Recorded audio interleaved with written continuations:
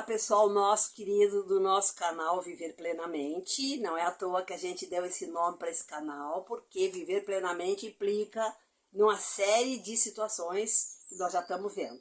Hoje eu estou com o privilégio de estar com uma técnica de enfermagem. Vai dizendo aqui, Jupira, teu nome completo e todo o teu currículo. Então, pessoal,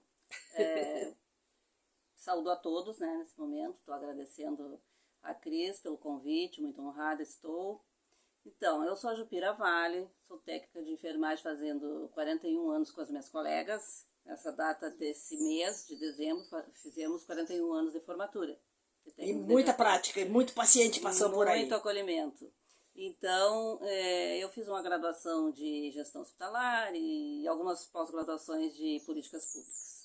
E tenho todo esse tempo de acolhimento com todo tipo de paciente, né? E tenho tido as minhas reflexões que daqui a pouco eu posso contribuir em alguma coisa. Na verdade, é assim, ó, o que a gente tem visto, e eu também vi na minha trajetória toda, que é importante, assim, ó, a gente sabe que, vamos dividir, tem até uma pesquisa feita, foi realizada no Reino Unido, acompanhando assim, ó, um ano, quantas horas tem um ano.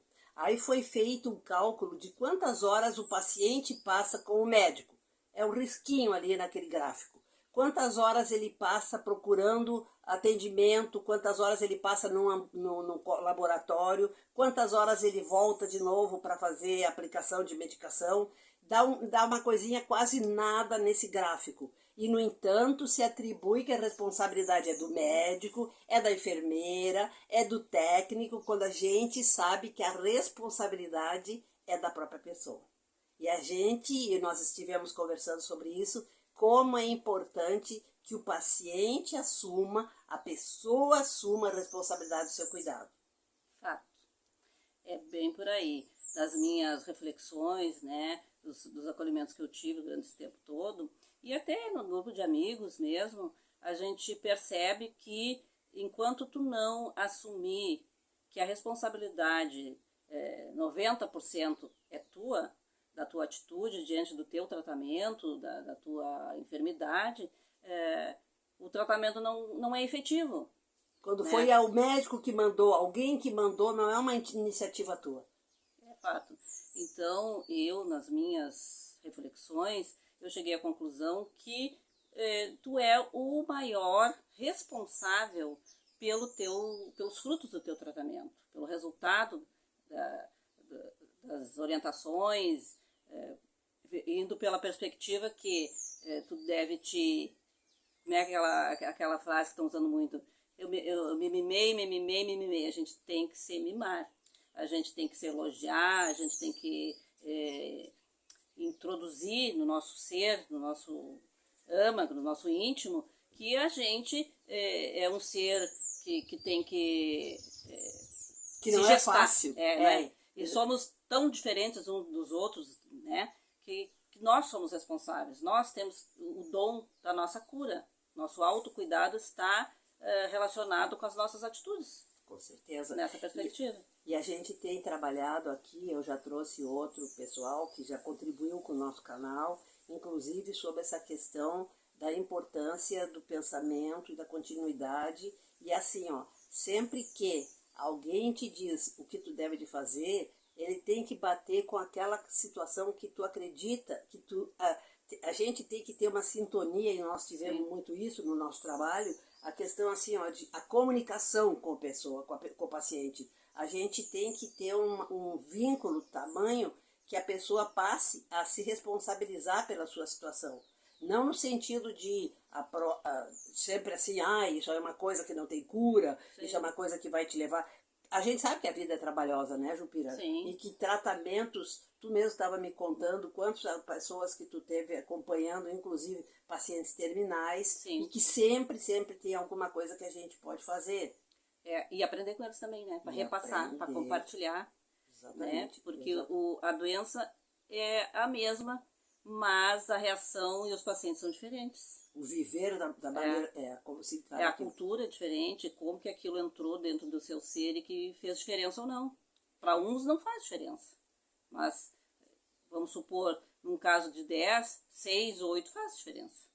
E tu quer ver uma coisa assim, ó, por exemplo, a questão da aderência, que se chama, de aderir ao tratamento proposto, né? Então, assim, existe uma situação, por exemplo, quantas vezes, e tu deve ter visto milhares de vezes também, a situação, faz o diagnóstico de paciente é hipertenso. Aí vem aquela determinação que é maldita, vamos dizer assim, de uma maneira expressa, de uma maneira equivocada, que assombra a pessoa, deixa a pessoa apavorada. Isso aqui não tem cura e é para sempre. Sim. Parece assim até uma coisa que tiver o aviso da porta do inferno. O tipo de como se expressa isso, né? Como se expressa isso. E aí assim, ó, a pessoa toma uns dias o comprimido, vamos supor, um antihipertensivo, aí tá controlada a pressão, melhorei, fiquei bom, não preciso mais tomar. Eu só tomo quando ela tá alta. Eu cansei de escutar isso. Uhum. E a gente sabe que a maior no universo todo, no planeta todo, as maiores causas de morte são doenças cardiovasculares e os cânceres. Os cânceres. Que cada vez está mais... Sim. A cada tempo mais agressivo e mais diversos tipos. Inclusive tendo relação com tudo que a gente vê. Por exemplo, outro dia estava vendo uma matéria sobre comer peixe. Aí a pessoa está comendo latas e latas de sardinha. Aí todo embutido, e eu já aprendi com um grande mestre indiano, o Deepak Chopra, que dizia assim, ó, o enlatado ele já tem ali o prazo de validade. Sim. Então tu pode estar comendo um peixe que foi pescado há 4 anos, há 5 anos. E outro dia estava sendo feita uma matéria sobre um documentário sobre a sardinha em lata e atum em lata. A gente fica horrorizado de ver o desenvolvimento de microbactérias, olha, é comendo coisa bichada, dizendo assim, na verdade, entendeu? Peixe no geral, né? Tem que ter um cuidado bem... muito grande, é extremamente saudável, a gente sabe que tem essa questão toda do HDL, do LDL, né, dos colesteróis. Sim. Mas, Jupira, me diga uma coisa assim, ó, tu também trabalhou muito no acolhimento dessa questão do pessoal que tem aderência a drogas. Os dependentes químicos, sim. Dependentes químicos, né? Sim. E eu também trabalhei com um grupo de obesos, de obesidade, e também tem trabalhos que se fala da mesma dependência que existe nessa história do comer, do prazer que a droga dá e o prazer que a comida dá. São duas drogas diferentes, uma mais invasiva que as outras, né? Aí dependendo, acho, do paciente, o resultado do uso, da dependência, difere um pouco, mas na prática mesmo é quase uma mesma linguagem. E a gente vê como a sociedade, essa nossa sociedade perversa nesse sentido de estimular o consumismo. Inclusive, tu pode ver assim, ó, pizza a metro. Eu fico apavorada de ver. Leve 3 pelo preço de uma. Ou seja, né? E eu tenho uma revista, National Geographic, com a matéria sobre a trajetória do McDonald's. Então mostra na década de 50, quando começou o McDonald's, o tamanho que era o sanduíchezinho e o tamanho da bebida, do copo. Meu Deus do céu, o tamanho que aquilo tomou hoje em dia, e inclusive refil, ou seja, tu vai encher aquela caneca de Coca-Cola quantas vezes tu aguentar. Sim. Né? Então assim, ó, a gente tem que ver que junto com as facilidades que tem pra gente adoecer, tem um apelo para que a gente consuma.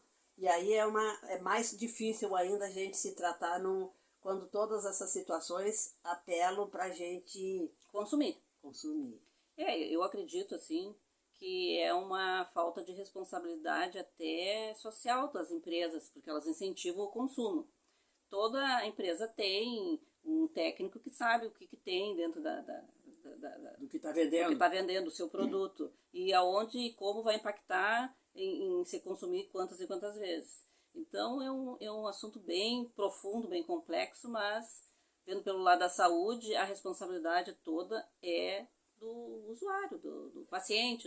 E tu quer ver uma coisa assim, ó, por exemplo, eu comecei esses vídeos com o tema autocuidado, porque eu sempre, agora eu estou aposentada e continuo estudando bastante, gosto muito.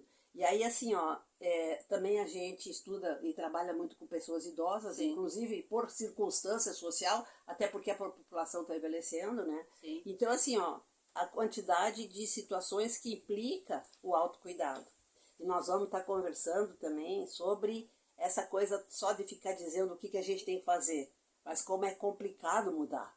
Sim, bem de bem detrás, né, a cultura familiar, depois a cultura escolar, né, os universitários, a cultura universitária que vai, né, levando para um lado ou continua da mesma forma, né? E a família também Um estímulo é um ou então um estímulo, obstáculo, né? para que se siga do mesmo jeito. E na verdade a gente nos tempos de hoje tem que evoluir, tem que melhorar, tem que, né, atualizar. Importante isso. Jupira, muito obrigada, muito obrigada. Eu acho que a gente teria horas para ficar conversando, mas acontece que o YouTube não deixa. Então eu tenho que fatiar essas conversas. Teremos outras oportunidades, se Deus quiser. Vamos ter. Vamos ter. Muito obrigada, querida, e muito obrigada da atenção de vocês. E daí, quem aproveita nossas conversas, nossos encontros, os meus convidados, por favor, compartilhe. Beleza? Um beijo, pessoal. Um abraço a todos. E até mais. Até o próximo, que eu já estou pensando nele. Vamos lá. Tchau. Tchau.